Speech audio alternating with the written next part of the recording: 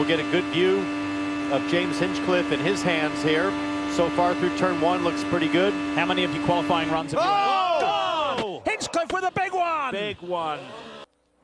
Up on its side, he lost it at the apex of turn two. It went loose, and it went around, and this is bad news for tomorrow, unless they've got a spare car ready to go. We have seen numerous big crashes this week, and now James Hinchcliffe is on that list. It was tracking P-point 22, so the speed was not there. And that's been the trouble spot, corner, turn two. We've seen so many guys come close to the wall, and that thing just snapped around on him. Track temp up to 121 degrees now as the AMR safety team tends to Hinchcliffe. That went so fast and so violently.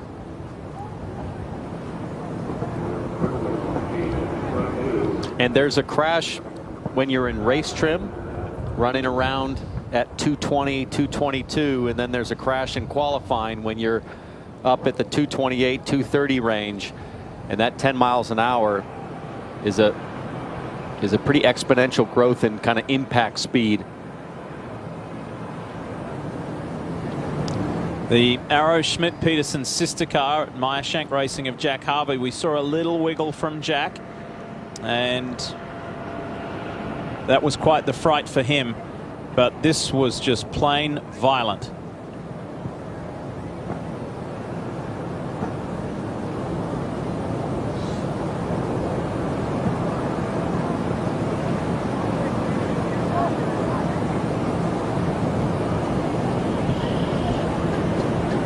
And there is James getting out of the car. So the delay was just clearing it for him to be able to get out.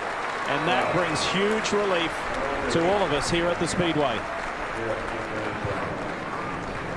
Walking a little bit gingerly there, but that's a good sign. Got to go back and clear his head now. Everybody's got to clear their head and get another car ready for him to make a run. That's Becky. That's James's fiance.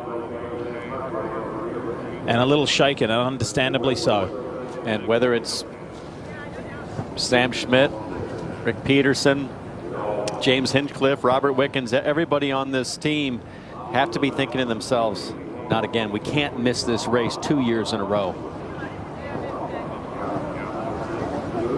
It's been a roller coaster ride for Hinch here. He's been on the pole, he's gotten hurt, he's missed the race, and here it just snaps loose. He was up high on the track, way up off the white line there, and it just pancakes the wall on the outside, just a dead flat hit, and it comes up on its side. It doesn't go over. We see with these openings in the bottom of the tunnel, but right here it just snaps. Oh, flat pancake on the wall, and then it doesn't go over all the way because of that safety innovation with the holes in the floor. Look at this, Townsend, watch it go. Yeah, he's just high, and he's adding steering because he's going to struggle to make the apex, and that's a violent hit. That is very similar to Pato O'Ward's that he suffered earlier in the week on Thursday.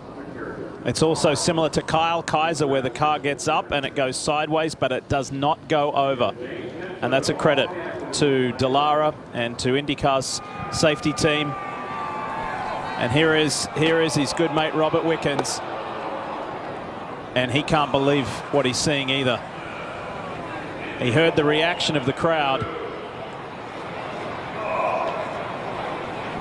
and is worried for his mate. And right at that moment, Becky's being told that James is okay.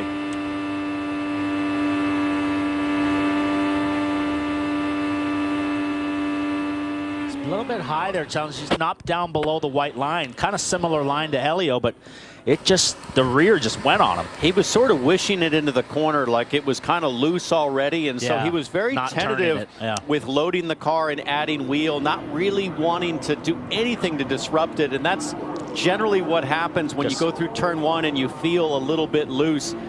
Free. You see the replay again. Super free in the rear. You're just scared to turn the wheel. because you know the back's going to come around, and it's the worst feeling of the world when you know right on turn in that the thing's going to go loose on you. Oh. And it's hard to describe just how violent an impact like that is the driver. I mean, there's a good chance that all the air is knocked out of you and you can't breathe for a good 30 to 45 seconds.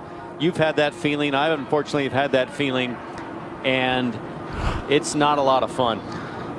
Some slight damage there to the safer barrier. Making some repairs. A big hit right there, so it's going to take a little bit of time. There's the gouge in the pavement, so they're going to pack it in some repair there to fix that.